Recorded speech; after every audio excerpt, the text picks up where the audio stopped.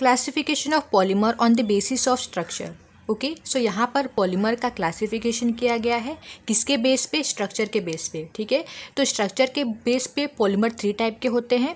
First is linear और straight chain polymer. Okay, then second is branch chain polymer and third is cross link polymer. Okay, तो सबसे पहले हम study करेंगे linear chain polymer क्या होता है। Okay, so see here linear और straight chain polymer. Okay, so सबसे पहले डेफिनेशन देख लेते हैं। The polymer in which monomer are joined together in the linear chain or straight chain are called as linear or straight chain polymer. Okay, so यहाँ पर देखिए polymer का मतलब क्या होता है, मैंने ऑलरेडी बताया आपको जब इंट्रोडक्शन दिया था मैंने पार्ट 1 में। ओके, पॉलीमर के बारे में मैंने ऑलरेडी बताया है। ठीक है, यहाँ पर मैं वापस से बता देती हूँ।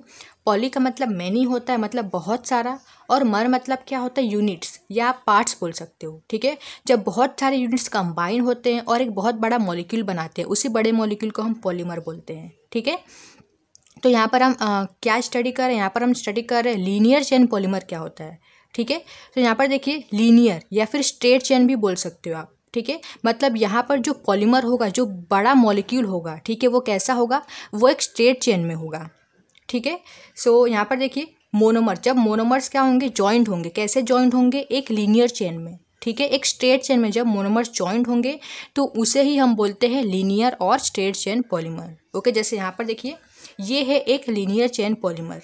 ओके, यहाँ पर देखिए ये जो छोटे छोटे यूनिट्स है, ये जो मॉलिक्यूल्स है, इसे हम मोनोमर्स बोलते हैं। ठीक है, तो यहाँ पर देखिए मोनोमर्स कैसा जॉइंट है? मोनोमर्स एक लीनियर चेन में जॉइंट है। ठीक है, एक स्ट्रेट चेन में जॉइंट है, इसीलिए इसे हम बोलते हैं लीनियर और स्ट्रेट चेन पॉलीमर। ओके, जैसे एग्जांपल देखें यहाँ पर हाई डेंसिटी पॉलीथीन हो गया। Okay, then next PVC that is polyvinyl chloride, nylon, polyester. Okay, और यहाँ पर एक और बात इंपॉर्टेंट है, जितने भी लीनियर चेन पॉलीमर होते हैं, ठीक है, उनकी डेंसिटी, उनका मेल्टिंग पॉइंट और उनका टेंसाइल स्ट्रेंथ, ओके, ये सब हाई होता है। टेंसाइल मतलब क्या होता है? मतलब pulling. Okay, pulling strength. Okay, ये सभी क्या होता है? हाई होता है। किसमें? लीनियर चेन पॉलीमर में। Okay, now see the next that is branch chain polymer. Okay, so यहाँ पर देखिए नाम से ही आपको समझ में आ रहा होगा, मतलब यहाँ पर जो लीनियर चेन होगी, लीनियर चेन तो होगी, ठीक है, मोनोमर्स होंगे, मोनोमर्स जॉइंट होंगे और एक लीनियर चेन तो बनाएंगे। ओके, बट वहाँ से लीनियर चेन से क्या हुई होगी? वहाँ से ब्रांचिंग होगी। ठीक है, जैसे ट्री होता है, ठीक है, तो ट्री में देखिए अलग अलग ब्रांचेस होते हैं। ठीक है, वैसे यहाँ पर देखिए लीनियर चेन तो होगी बट वहाँ पर क्या होंगे? वहाँ पर ब्रांचिंग होगी। ठीक है, ब्रांच चेन होंगी। सो डेफिनेशन देख लेते हैं।